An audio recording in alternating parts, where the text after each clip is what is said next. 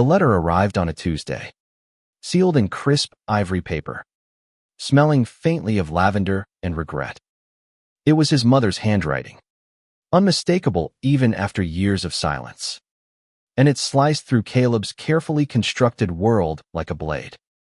By nightfall, he was sobbing in Ethan's arms, the secret he'd buried for a decade clawing its way to the surface.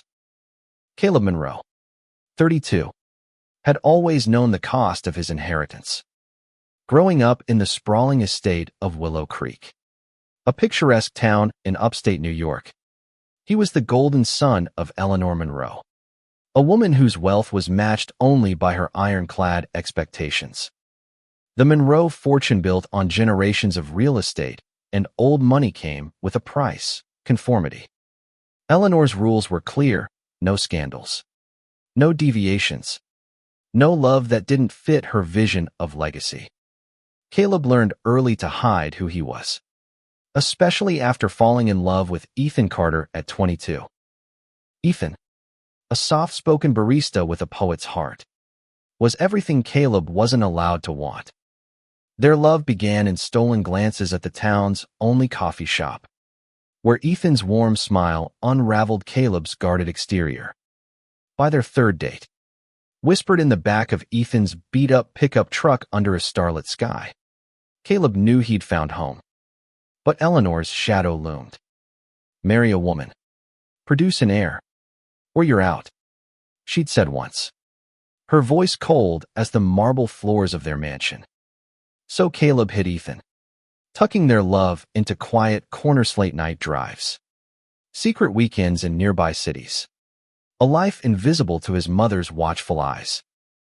For 10 years, they balanced on this knife's edge. Caleb played the dutiful son, attending galas, charming heiresses, and dodging Eleanor's probing questions. Ethan, patient but wounded, accepted the shadows, believing Caleb's promises that one day they'd be free. The inheritance, millions in assets, properties, and investments was the anchor holding Caleb back. It's not just money, he'd tell Ethan, his voice breaking. It's security. For us. For our future. Ethan would nod, but his eyes grew heavier each year, the weight of being a secret carving lines into his face. The letter changed everything. Eleanor was dead. A heart attack, sudden and merciless, had taken her at 68. Caleb's first thought wasn't grief, but fear that the truth would spill out now. Fear that the inheritance he'd sacrificed so much for might slip away. The letter, written in her final days, was a summons to the family lawyer's office in Albany. There are conditions, it read, and truth you cannot hide. Caleb's hands trembled as he read it aloud to Ethan, who sat across their small apartment's kitchen table, his expression unreadable. Caleb, Ethan said softly, his voice a mix of hope and dread. What does this mean for us? I don't know, Caleb admitted, his throat tight. But I'm scared. The drive to Albany was silent. The autumn leaves a blur of red and gold outside the car. Caleb's mind raced memories of his mother's cold stares, Ethan's quiet sacrifices, and the suffocating weight of a decade spent lying. The lawyer's office was sterile, all glass and mahogany, and Mr. Hargrove, a wiry man with a kind but weary face, greeted Caleb with a nod.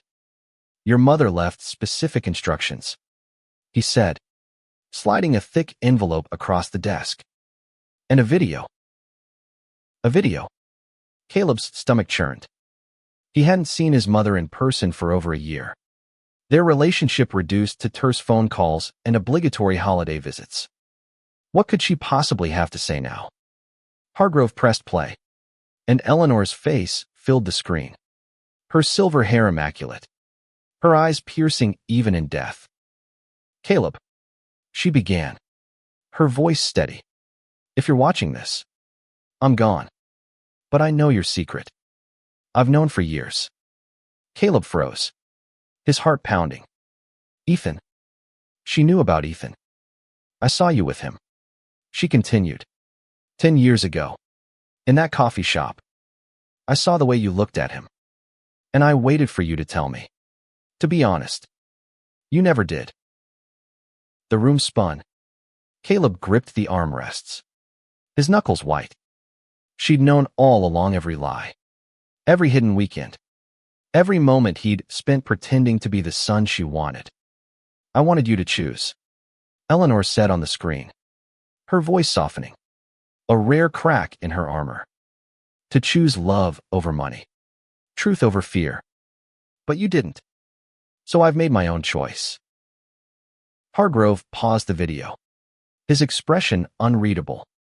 There's more, he said. But it's tied to the will's conditions. You'll need to hear the rest with Ethan present. Caleb's world tilted. Ethan, who was waiting back at the apartment, unaware of the storm brewing. How could he face him now, knowing his mother had seen through their charade? The drive home was a blur. Caleb's mind a tangle of guilt and dread. When he walked through the door, Ethan was there, reading on the couch, his warm eyes lifting with a smile that faded at the sight of Caleb's face. What happened? Ethan asked, standing. Caleb couldn't speak. He handed Ethan the letter, the weight of 10 years of secrets pressing down on him. She knew. He whispered. She knew about us. Ethan's face paled, but he took Caleb's hand, his touch steady. Then what's next? He asked, his voice a lifeline. Caleb didn't know. But as they sat together, the letter between them, he felt the first stirrings of something new, something that wasn't fear, but courage. Ethan's hand was warm in Caleb's, a quiet anchor in the chaos of the evening. The apartment, a modest one-bedroom in Willow Creek's less polished neighborhood, felt too small to contain the weight of Eleanor's revelation. Caleb's voice shook as he recounted the lawyer's words, the video, and the cryptic demand to bring Ethan to hear the rest of the will. She knew, Caleb repeated, his eyes fixed on the worn rug beneath their feet.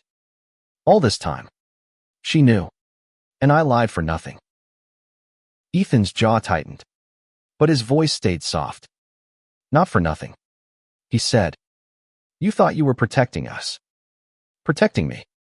He paused, his thumb brushing over Caleb's knuckles. But I need to know, did you hide me for the money? Or because you were ashamed? The question hit like a punch. Caleb's head snapped up, his blue eyes wide with hurt. Ashamed? Ethan. Never. I love you. I hid you because I thought I had to. Because losing the inheritance meant losing our future. His voice cracked. I was wrong.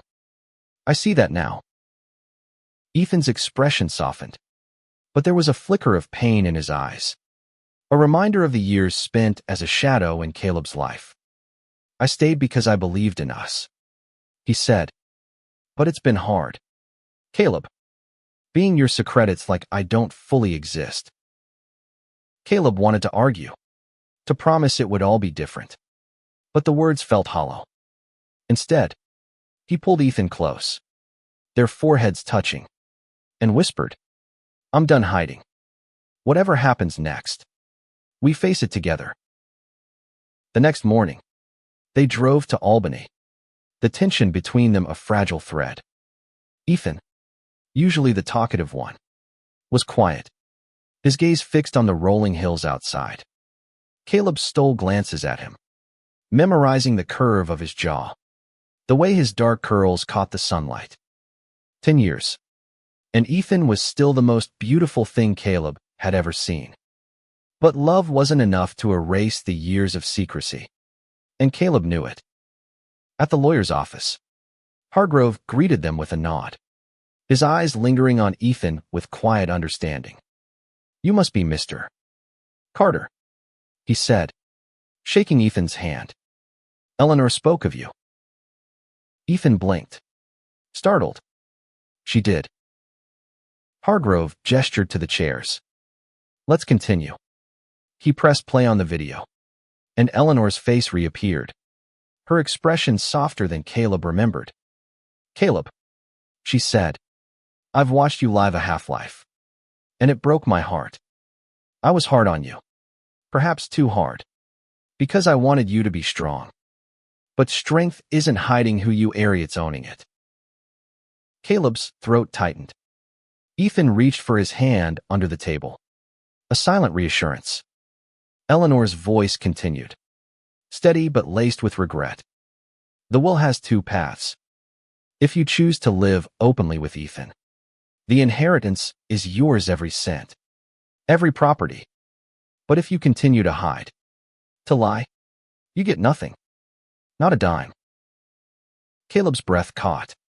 Freedom, at last, but at the cost of exposing his truth to the world. Willow Creek was small, conservative, and unforgiving.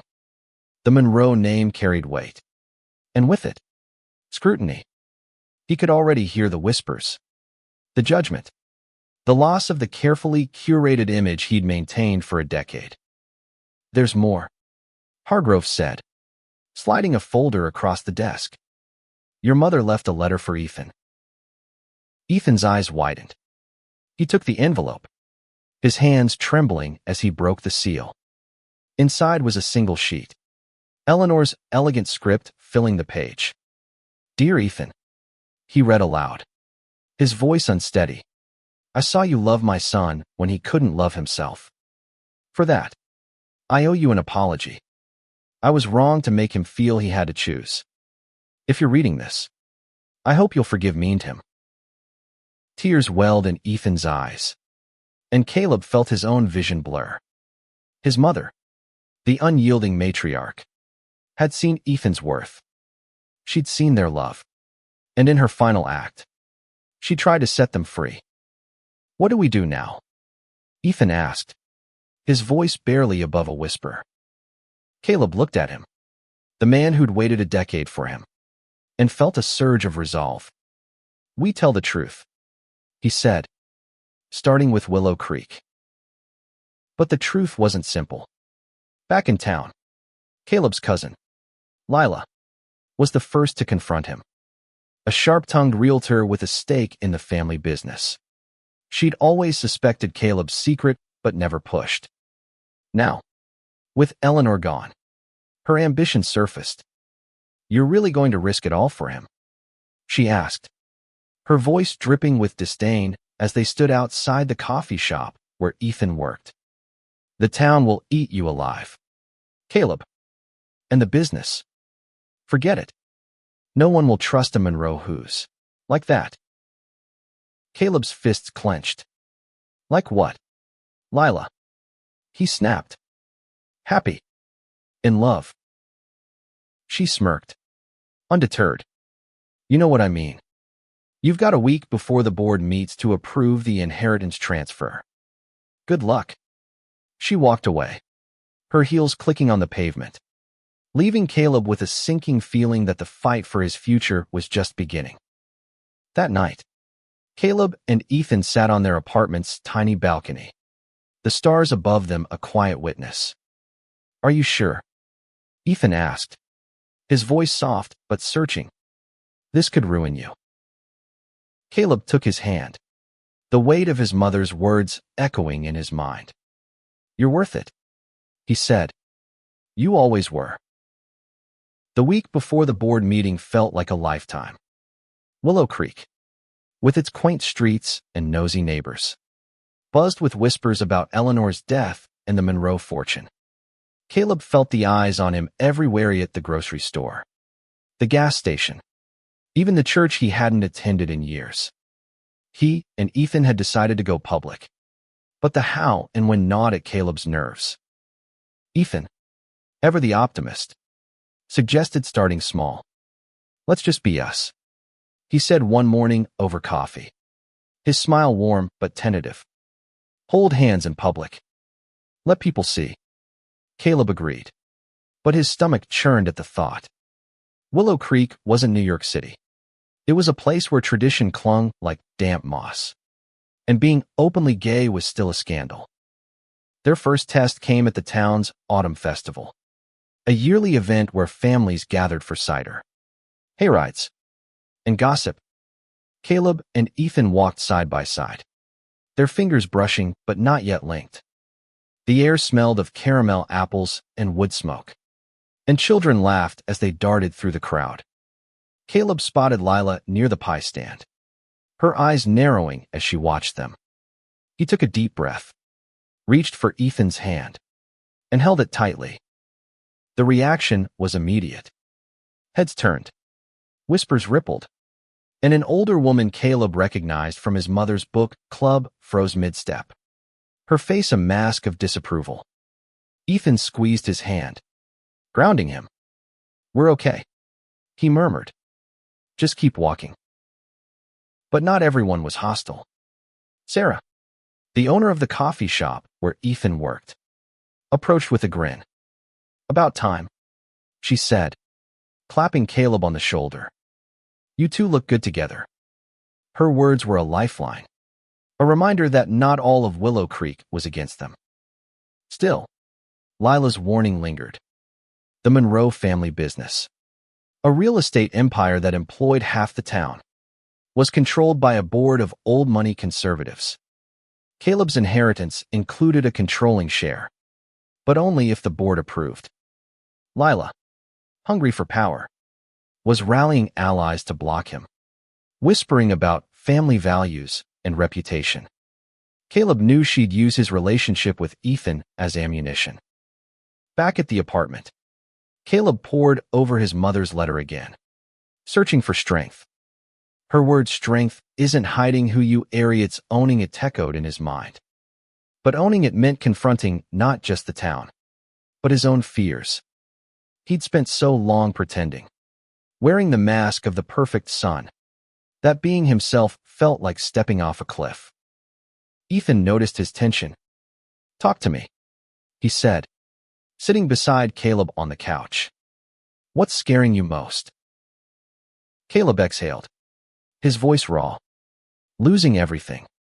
The money, the business, the life we could have. But mostly, losing you. If this goes wrong, if the town turns on us, will you still want this?" Ethan's eyes softened, but there was steel beneath. "I've stayed through 10 years of secrets. Caleb, I'm not going anywhere. But you need to decide if you're all or not just for me, but for you." Caleb nodded, the weight of Ethan's words settling in his chest. He was done hiding, but being open meant facing the board, Lila, and the town's judgment. He spent the next few days preparing, meeting with allies like Sarah and a few progressive board members who'd known his mother. They promised support, but warned him the vote would be close. The night before the board meeting, Caleb and Ethan attended a community forum at the town hall, a chance to gauge public sentiment. The room was packed, the air thick with tension. Lila stood at the podium, her voice smooth as she spoke about preserving the Monroe legacy. When Caleb took the microphone, his hands shook, but Ethan's steady gaze from the front row gave him courage. "I've lived a lie for 10 years," Caleb began, his voice carrying across the silent room. "I hid the man I love because I was afraid. But I'm not afraid anymore. Ethan Carter is my partner, and I'm proud to stand with him." The room erupted, some clapped. Others hissed, and Lila's smirk was a dagger. But Caleb felt lighter, as if a decade's weight had lifted. Afterward, an older man approached, his face weathered but kind. "Your mother would be proud," he said. "She was tough, but she loved you. Don't let Lila scare you." The words bolstered Caleb.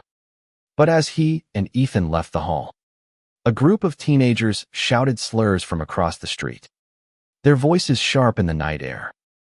Ethan's hand tightened in his. "We knew this wouldn't be easy," he said, "but we're in it together." Caleb nodded, but doubt crept in. The board meeting loomed, and with it, the chance to lose everything or gain the life he'd always wanted. The boardroom smelled of polished wood and stale coffee, a stark contrast to the crisp autumn air outside. Caleb sat at the head of the long table, Ethan by his side, their hands clasped under the table.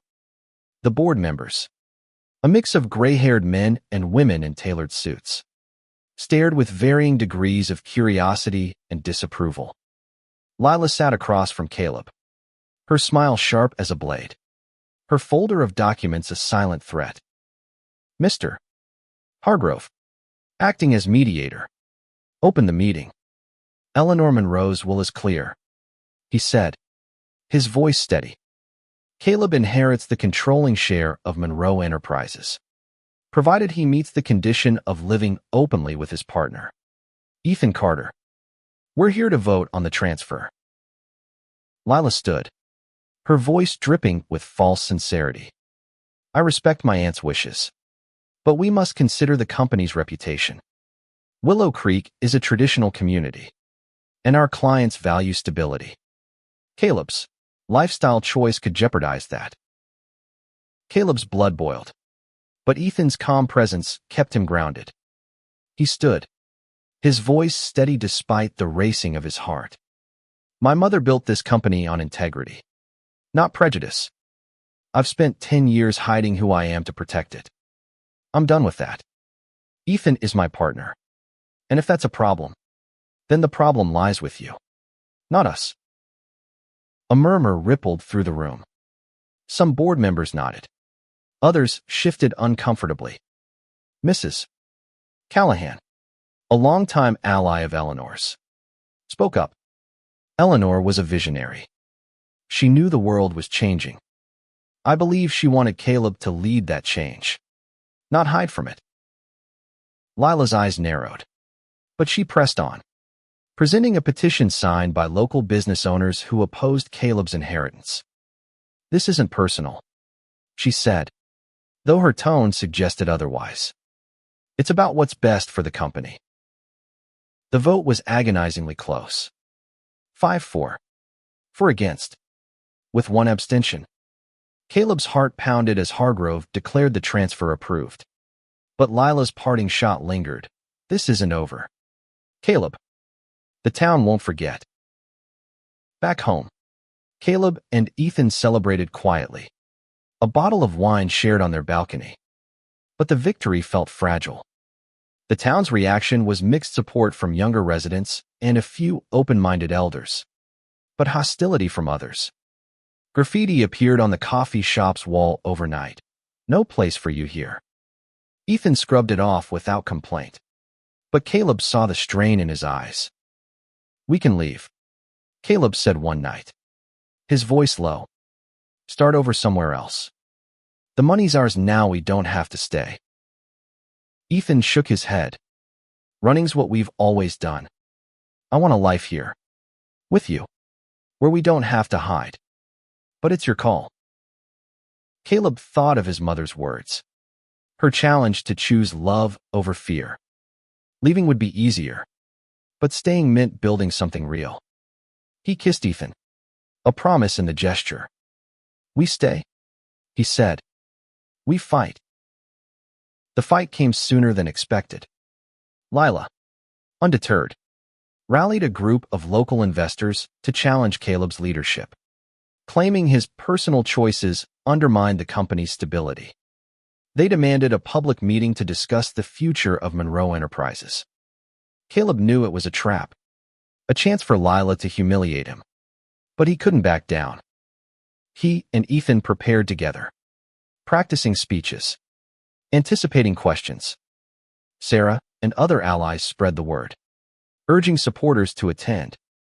The night of the meeting, the town hall was packed, the air electric with tension. Caleb took the stage, Ethan beside him, and faced the crowd.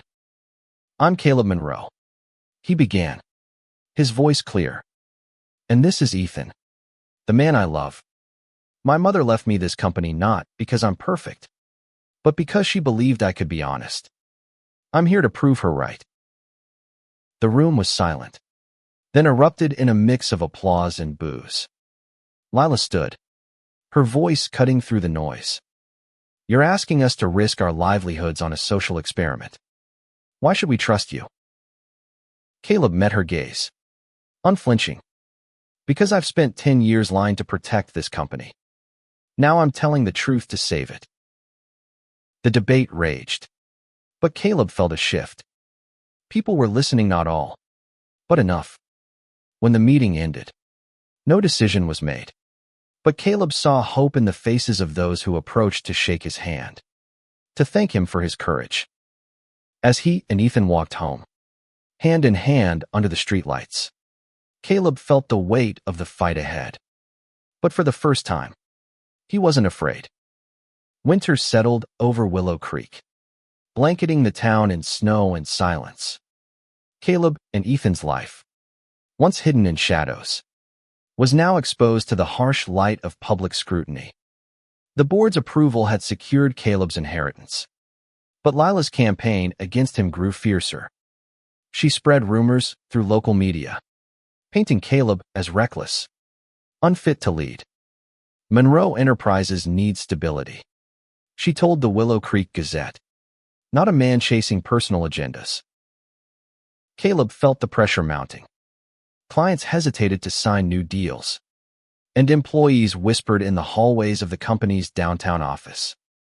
He threw himself into work, determined to prove his worth. But the strain showed. Late nights at the office left Ethan alone, and Caleb saw the toll it took: the quiet dinners, the unspoken questions in Ethan's eyes. One evening, as snow fell outside their apartment, Ethan broke the silence. You're fighting for the company. But what about us? He asked, his voice gentle but firm. I don't want to lose you to this. Caleb. Caleb set down his laptop, guilt twisting in his chest. I'm doing this for us, he said. If I lose the company, we lose everything we've fought for. Ethan shook his head. I didn't stay for money. I stayed for you. Don't forget that. The word stung, a reminder of what mattered most. Caleb pulled Ethan into his arms, the warmth of their embrace a shield against the cold. I'm sorry, he whispered. I'll do better. I promise. They decided to carve out time for themselves, starting with a weekend getaway to a cabin in the Adirondacks. It was a chance to reconnect, to remember why they'd fought so hard.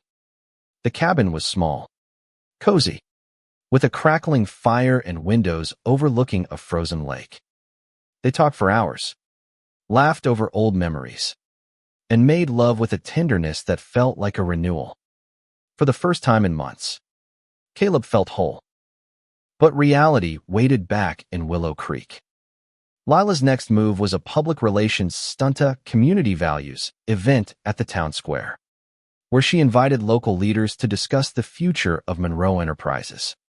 Caleb and Ethan attended, knowing it was another attempt to undermine them. The square was packed, string lights glowing above the crowd, the air thick with tension. Lila took the stage. The crowd was split. Some cheered, others jeered. But a young woman, barely out of her teens, stepped forward. My brother's gay, she said, her voice shaking. He left town because he didn't feel safe. You staying? Being open, it means something. Others nodded, and Caleb felt a spark of hope. Lila's event backfired. The Gazette ran a story the next day, quoting residents who supported Caleb, calling him a new kind of leader. But the fight wasn't over. Lila filed a legal challenge, claiming the board's vote was influenced by undue pressure. Hargrove warned Caleb it could drag on for months, draining resources and morale.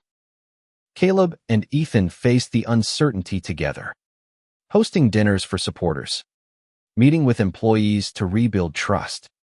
Sarah organized a fundraiser at the coffee shop, with proceeds going to a local LGBTQ youth group. The event drew a crowd, and for one night, Willow Creek felt like a place where they could belong. But late one night, Caleb found Ethan staring out the window, his expression distant. "What's wrong?" Caleb asked, fear creeping in. Ethan turned, his eyes soft but serious. "I'm proud of you, Caleb. But I need to know, are we enough? If it all falls apart, the company, the money, will you still be okay?" Caleb took his hands, his voice firm. "You're my home, Ethan. Always." The words felt like a vow, but as the legal battle loomed, Caleb wondered if they'd be enough to weather the storm. Spring brought a thaw to Willow Creek, but not to the tension surrounding Caleb and Ethan. Lila's legal challenge gained traction, with a court date set for early summer. The lawsuit claimed Caleb's public behavior violated the company's bylaws, a thinly veiled attack on his relationship with Ethan. Legal fees piled up, and Caleb's days were split between running the company and meeting with lawyers. Ethan threw himself into community work, volunteering at the LGBTQ youth group funded by the coffee shop event. He found purpose in helping kids like the brother of the young woman who'd spoken up. Kids who needed to see that love could survive in a town like Willow Creek. But the strain of the lawsuit weighed on him, too. He hid it well, greeting Caleb each night with a smile. But Caleb saw the exhaustion in his eyes. One afternoon, Caleb found Ethan at the coffee shop, sketching in a notebook between shifts. "What's this?" Caleb asked, peering at the drawing, a vibrant mural design of two hands entwined, surrounded by flowers and stars. "An idea for the youth center," Ethan said, his voice soft. "Something to make it theirs. A symbol of hope." Caleb's heart swelled. Ethan's resilience, his quiet strength, was a reminder of why they were fighting. "You're incredible," he said, kissing Ethan's forehead. "I don't deserve you." Ethan laughed, but his eyes were serious. "You do. But we need to stay strong together. Okay. No more carrying the weight alone." Caleb nodded, but the pressure was relentless. The Gazette published a hit piece, quoting anonymous sources who called Caleb's leadership divisive. Clients pulled contracts, citing uncertainty. At a company meeting, an employee confronted Caleb, asking if his personal life was worth risking their jobs. Caleb answered honestly, promising transparency and stability. But the doubt lingered. Hargrove uncovered a new wrinkle. Eleanor's will had a clause allowing the board to revisit the inheritance if significant community unrest threatened the company. Lila was banking on this, stirring discontent to force a revote. Caleb felt trapped, his mother's legacy both a gift and a cage. Desperate for a break, Caleb and Ethan attended a pride event in Albany, a rare chance to feel free. The city buzzed with color and music, and for a few hours, they danced, laughed, and held each other without fear. A young couple approached, thanking them for their visibility in Willow Creek. "You're giving us hope," they said, and Caleb realized their fight was bigger than themselves. Back home, the reality of the lawsuit hit hard. Hargrove called with bad news. Lila had found a witness, a former employee, who claimed Caleb had misused company funds to support his lifestyle. The accusation was false, but damning in court. Caleb's temper flared, but Ethan calmed him. "We'll fight it," he said. "We've got truth on our side." They hired a private investigator to dig into the witness's claims, uncovering evidence that Lila had paid him off. The discovery was a small victory, but it didn't erase the damage. The court date loomed, and Caleb's confidence wavered. He spent sleepless nights wondering if he'd dragged Ethan into a losing battle. One evening, Ethan found Caleb staring at old photos of his mother. "She wanted me to be brave," Caleb said, his voice thick. "But what if I'm not enough?" Ethan knelt beside him, taking his face in his hands. "You're enough for me, and you're enough for her." She saw it. "Caleb, That's why she wrote that will. The words anchored Caleb. But the fight was far from over. As the court date approached, they rallied their supporters: Sarah, the youth group, even Mrs. Callahan, who testified to Eleanor's progressive vision. The night before the hearing, Caleb and Ethan stood on their balcony, the town quiet below them. "Whatever happens tomorrow," Caleb said, "I'm glad it's you and me." Ethan smiled, his eyes bright with love. "Always." The courtroom in Albany was cold, its high ceilings and wooden benches amplifying every sound. Caleb sat beside Ethan, their hands clasped tightly, as the judge reviewed the case. Lila's lawyer, a slick man in a pinstripe suit, presented her argument with confidence. Caleb's reckless personal decisions had destabilized Monroe Enterprises, violating the will's intent. The paid-off witness, a nervous man named Tom, testified that Caleb had siphoned funds, though his story faltered under cross-examination. Caleb's lawyer, a sharp woman named Ms. Rivera, dismantled the claims. She presented evidence of Lila's bribery, bank records proving Caleb's financial integrity, and testimonies from employees who praised his leadership. Mrs. Callahan took the stand, her voice steady as she recounted Eleanor's belief in Caleb's potential. She wanted him to live truthfully. She said, that was her legacy. Ethan's presence was Caleb's anchor.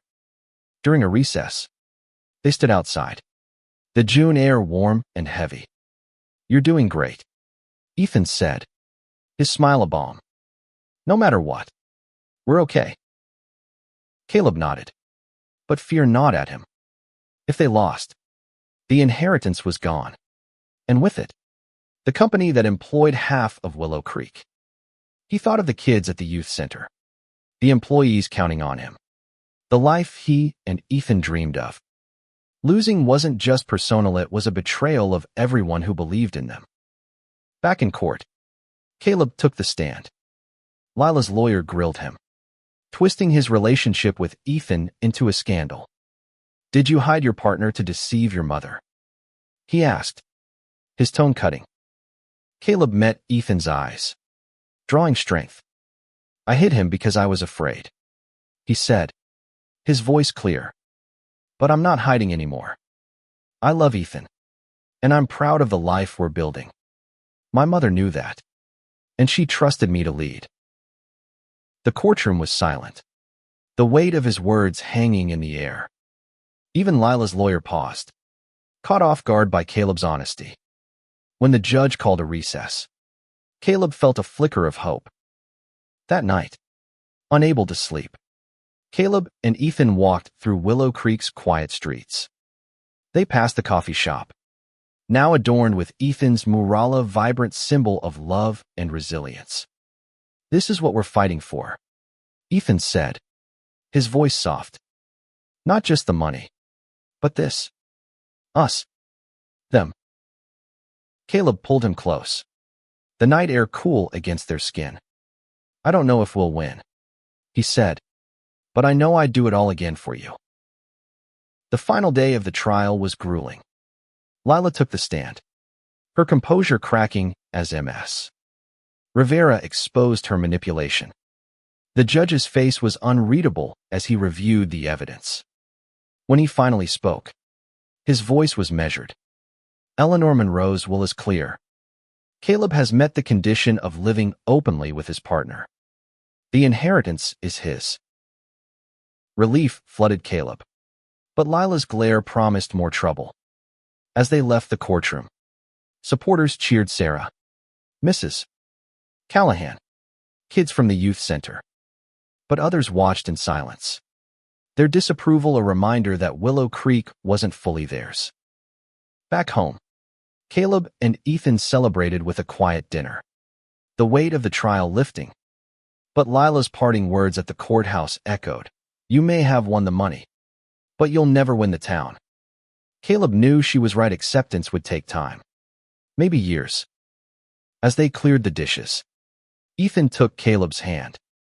"We did it," he said, his eyes bright. "But it's not the end. It's the beginning." Caleb nodded, feeling the truth of it. The inheritance was theirs. But the real victory was the life they could now build open, honest, and together. Summer bloomed in Willow Creek, the town alive with festivals and farmers' markets. But for Caleb and Ethan, it was a season of rebuilding. The inheritance secured, Caleb took the helm of Monroe Enterprises with a renewed sense of purpose. He implemented policies to support diversity, hired openly LGBTQ staff, and partnered with the youth center to fund community programs. The company thrived, but the town remained divided. Some embraced the change. Others clung to old prejudices. Lila, defeated but not silenced, moved to Albany, her influence in Willow Creek fading. Caleb didn't gloat. He pitied her, knowing her ambition had cost her family. He focused instead on healing the wounds of the past decade. Starting with Ethan, they moved into a new house, a modest Victorian on the edge of town, with a garden where Ethan planted flowers from his mural design. It was their first real home, a place where they could be themselves without fear. They hosted dinners for friend Sarah, Mrs. Callahan, the kids from the youth center, building a community that felt like family. One evening, as they sat in their garden, Caleb pulled out a small box. Inside was a simple silver ring, engraved with a star, a nod to their first date under the night sky. "Ethan Carter," Caleb said, his voice thick with emotion. "I hid you for 10 years, and you stayed. Marry me. Let's make it forever." Ethan's eyes filled with tears, his smile radiant. "Yes," he whispered, and they kissed as fireflies danced around them. The moment a quiet triumph. Their wedding was small, held in the town square under the string lights where they'd once faced Lila's wrath. Sarah officiated, her voice warm as she spoke of love and resilience. The crowd was mixed: supporters, skeptics, and curious onlookers, but Caleb and Ethan saw only each other. When they exchanged vows, Caleb felt his mother's presence, her words from the will echoing, "Strength is owning who you are." The years that followed weren't easy. Some clients never returned, and whispers persisted in parts of Willow Creek. But Caleb and Ethan built a life rooted in truth. The youth center grew, its walls adorned with Ethan's murals, a beacon for kids who needed hope. Monroe Enterprises became a model for inclusive business, drawing new talent and clients who valued authenticity. One night, years later, Caleb found an old letter from his mother tucked in a book. It was a draft, never sent, written before her death. "Caleb," it read, "I was wrong to make you choose. Love is your strength, not your shame. Be free." Tears fell as he showed it to Ethan, who held him close. Their love, once hidden, had become a light for others. Willow Creek wasn't perfect, but it was changing, one heart at a time. And as Caleb and Ethan stood together, watching the sunset from their garden, they knew they'd found something worth more than any inheritance, a life where they could finally be whole.